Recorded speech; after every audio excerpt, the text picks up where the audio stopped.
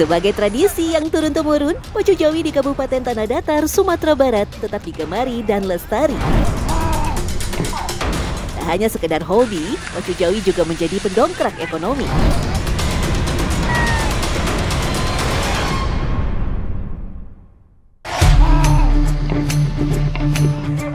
Banyak yang mengira pacu Jawi adalah perlombaan balap sapi. Padahal sebenarnya pacu Jawi bukanlah ajang kompetisi.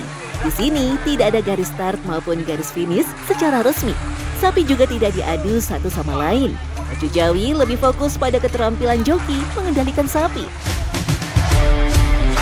Nah, keindahan dan keserasian inilah yang menjadi sorotan. Uniknya pacu Jawi merupakan kebanggaan tersendirilah oleh orang yang punya sapi itu, Kak. Bukan untuknya diadu siapa yang jadi juara satu. Kalau kita mencari yang nama juara, pasti kita nyediaan juri di sini. Ini yang jadi jurinya seluruh masyarakat yang hadir sebagai penonton.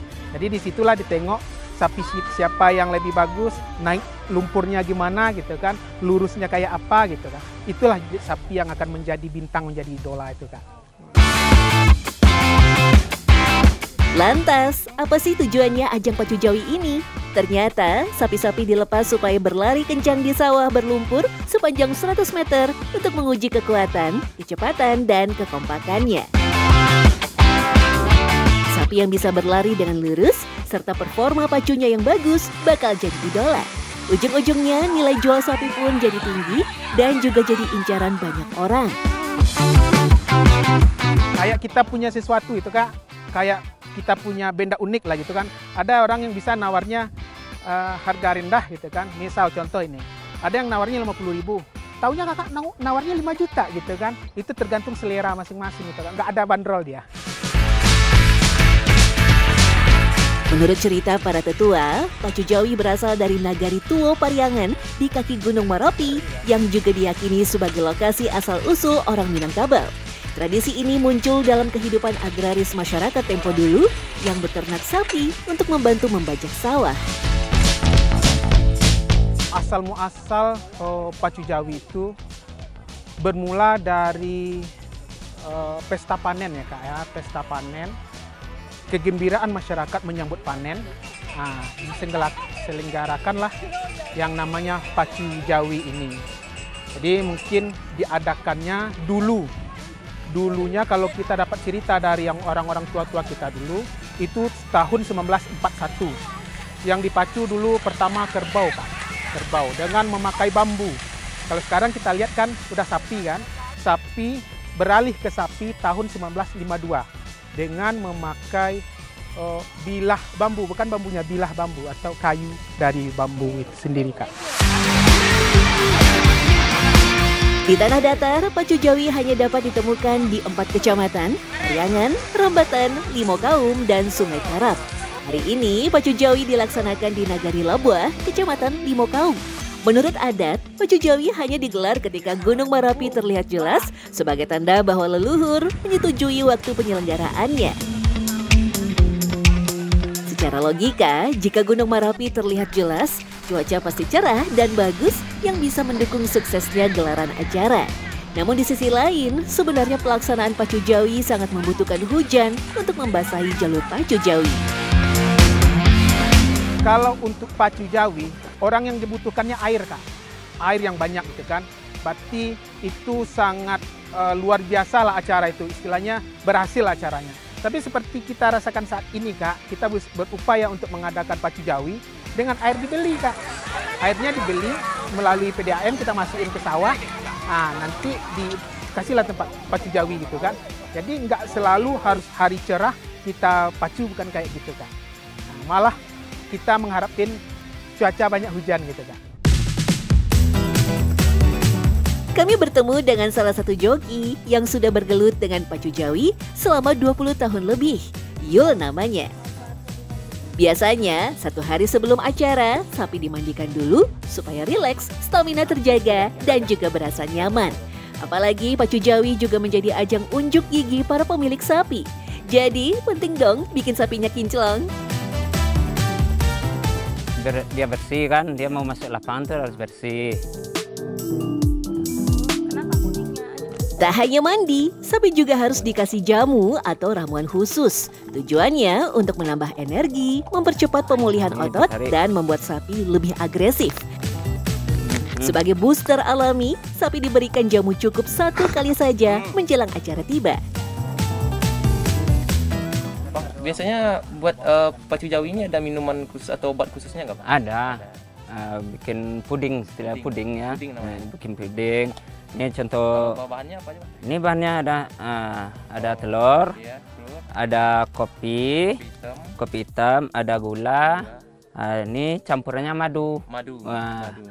Kalau dikasih yang kayak telur sama kopi ini biar apa nih, Bang? Itu biar tenaganya full. Tenaga Ya. full. Sama madu. Kasih spirit ya.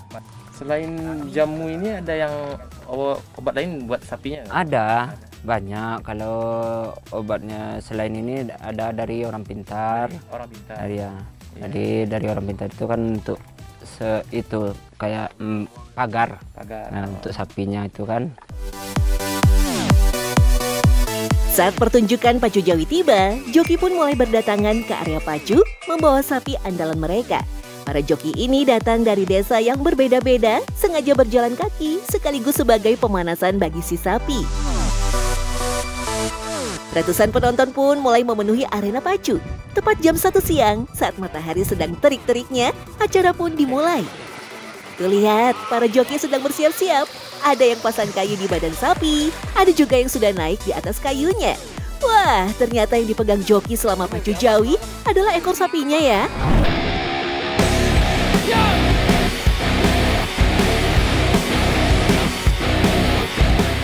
Teknik khusus buat jadi jokinya apa, Bang? Oh, tekniknya Iya. banyak. Ada yang itu kan supaya sapi cepat lari, ekornya kan harus digigit. Nah, kalau nggak digigit dia kan pelan larinya kan. Iya. Nah, itu tekniknya. Biar sapinya kelihatan larinya lurus tuh gimana, Bang? Oh, itu tergantung kita joki kan? Tergantung joki. Iya, tergantung joki. Ada pengaruh dari sapinya nggak, Bang, biar lurus tadi? Oh, enggak. Larinya. Tergantung joki. Tergantung joki. Ayo, tak tergantung. kalau kita tahu gaya sapinya kayak gitu, kalau digigit ekornya kan dia lurus larinya kan, kayak gitu ya. Wah, seru banget ya. Padahal aslinya susah loh. Andy, salah satu joki yang sudah eksis sejak usianya 15 tahun ini, juga akan menggigit ekor sapinya jika larinya tak secepat pasangannya. Pria yang sudah 35 tahun berkecimpung di dunia pacu jawi ini mengaku kesulitannya tetap sama, yakni mengendalikan kedua sapi yang tidak seimbang staminanya. Ya kadangkala sapi itu kan nggak sama kuat. Ada yang kuat, ada yang enggak. Ketika sapi yang nggak kuat, itu kesulitan bagi kita untuk mengendalikan. Tapi kalau sapinya sama kuat itu nggak apa-apa. Ya, memang rasanya cukup sulit mengendalikan 2 ekor sapi yang memiliki karakter dan kecepatan yang berbeda. Kayu penghubung berfungsi untuk menjaga agar keduanya tetap sejajar.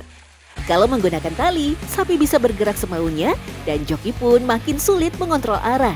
Kayu juga berfungsi sebagai pijakan joki agar tak mudah terjatuh di lumpur jika hanya menggunakan tali. Saat menarik ekor, joki bisa memberikan isyarat alami ke sapi untuk menambah kecepatan. Kalau jatuh kita harus gimana, Bang? Kalau jatuh kita harus loncat kan? Harus loncat. Loncat berdiri langsung kan? Nanti loncatnya ke belakang. Belakang ya, ya. iya. Satu orang joki bisa ikut pacu berkali-kali loh. Bahkan ada yang sampai 10 kali tanpa bayaran sama sekali alias sukarela. Ini mereka lakukan atas dasar rasa kebersamaan satu sama lain. Setelah menyaksikan atraksi, sekarang saatnya mencoba untuk menjadi joki pacu jawi.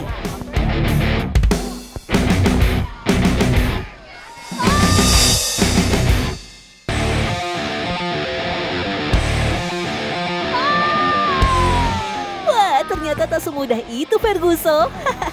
Bayangin deh, mengendalikan sapi yang larinya kencang di atas lumpur. Seru nih, mantap, rasanya menegangkan. Kayaknya kalau susah-susah gampang, kalau ngenalinnya buat susah-susah gampang. Sapi-sapi yang digunakan dalam pacu Jawi adalah sapi jantan berusia sekitar 2-3 tahun. Sapi ini sudah digunakan sejak zaman nenek moyang untuk pacu dan menjadi cikal bakal untuk membajak sawah juga. Fisiknya lebih kuat dibanding sapi betina. Tapi sapi betina di sini pun dipelihara dengan baik karena digunakan sebagai indukan. Bang, berarti perawatan sapinya ini aja atau ada yang lain gitu, Bang? Ada juga yang lain, kalau sapinya udah ukuran besar, nanti kan ada juga kayak sunatan kan, ya disunat, kayak menghilangkan berahinya si kemiri itu. Biar dia nggak ada untuk berahinya, sampai itu kan dia fokus untuk lari aja lagi kan. Sapi-sapi yang ikut pacu punya nama loh. Selain sebagai identitas, sebagian nama memiliki makna simbolis sebagai perwakilan doa dan harapan. Tapi ada juga nama yang sengaja dibuat lucu atau nyentrik supaya gampang diingat. Dalam tradisi lisan Minangkabau, pemberian nama merupakan bagian dari budaya tutur yang diwariskan.